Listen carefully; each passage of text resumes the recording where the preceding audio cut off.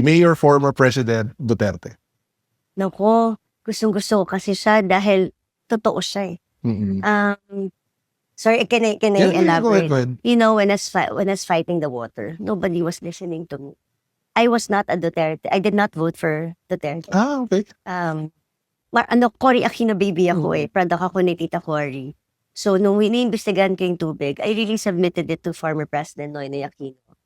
Pero no one was listening to me kasi nandun si Secretary Singson tsaka si Secretary Almendras. Eh, parehong Manila Water, Manila diyan. So, naka-cordon ako. Hindi ako napapakinggan.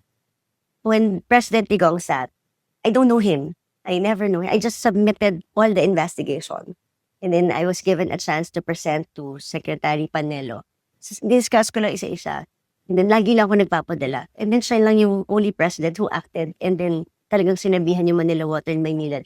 Ano kayo, nasisiraan ba kayo ng ulo? Ba't ko babayaran yung arbitration ruling sa Singapore? I remember that. Tapos pinaluhod niya yung dalawa para tumino. Lahat ng sinasabi ko, nangyari. Public utility company na sila ngayon. Pinagtatawanan ako, Carlo, a decade bago na-solve to. It only took the president, Digong, para mapakinggan yung matagal ko ng investigasyon sa Twitter. Kaya, doon, makikita mo yung, kahit di kanya kilala, walang palakasan, facts lang. Tsaka yung first time namin naramdaman na nakakatulong kami sa mga ospital na talagang yung malasakit center was really something. And you know, nung pinapasa yung batas ng itong free college tuition fee, ilang dekada naming pinapasa to sa Kongreso. At lagi sinasabi, walang pera, walang pera, walang pera. Pero nangyari noong panahon ni Digong.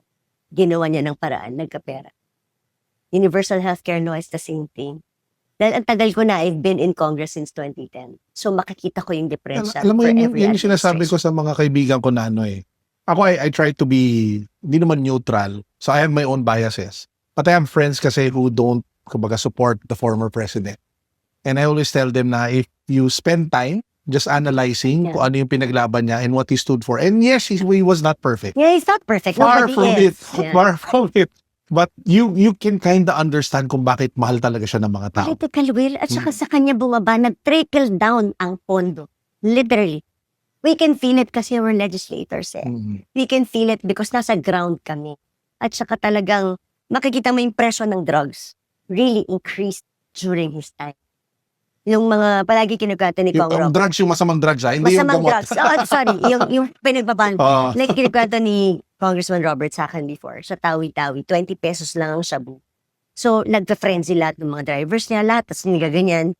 Itong panahon ni Digong, tumaas na 1,000 plus yung shabu, din wala nang bibili. Tapos OFWs, pag umikot ka, lahat sila, alam mo ba't sila Digong? Ito, perfect example. Meron ako nakausap sa Dubai, isang Filipino. Sabi niya, alam mo ma'am noon, nagpapadala ako ng pera. Nananakaw yung pera kasi nagda-drugs yung pamangkin ko na nagbabantay sa nanay ko. Oh, kaya pala. Oo. Tapos nung naging si Digong, tumigil yung pamangkin ko. Kaya yung pera naiipon ng nanay ko. Ngayon, bumabalik na naman ng drugs. Pinalayas ko na dahil nag-drugs ulit yung pamangkin ko. That's just one story. Yan ang story ng lahat.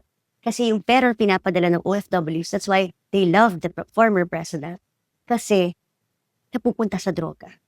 Kaya yung dedication niya, no? Kahit nandun siya sa Hague, ang daming pupunta talaga Kasi eh. naramdaman nila yung perang pinadala nila, hindi na-aksaya ng pamilyang pinagpadala nila ng pera, hindi naubos sa drugs. Yan At yung hindi saka nakikita takot ng marami. talaga ang mga pulis noon. Noon. Ngayon, Operative work. I don't know. I mean, I'm just saying the difference. Ngayon, marami na namang snatcher. Marami na namang nakuha. Nawala lahat yan nung panahon nila. I mean, Isang araw lang, munting na ako manakawan. alam mo, makmana naman mo to. Siyempre, umikot kami sa barangay eh. Kausapin mo lang yung mga barangay officials. They will tell you. Marami ka na makuha. Marami ka makuha. Sorry.